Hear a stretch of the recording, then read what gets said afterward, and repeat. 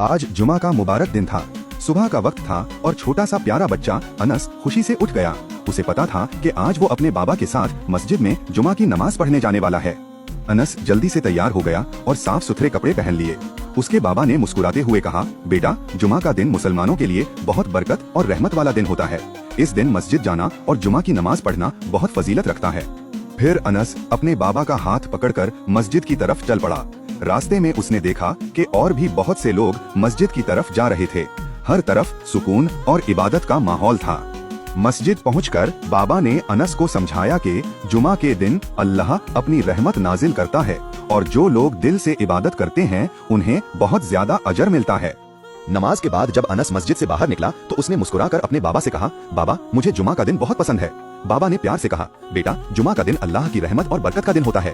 और इसी तरह छोटा सा अनस समझ गया कि जुमा का दिन मुसलमानों के लिए कितना खास और बरकत भरा होता है। अस्सलामुअलैकुम। अगर आपको हमारी वीडियोस पसंद आए तो हमारे चैनल द फैमिली वॉर्ड को सब्सक्राइब करें और नई वीडियोस की अपडेट्स के लिए बेल आइकन जरूर दबाएं।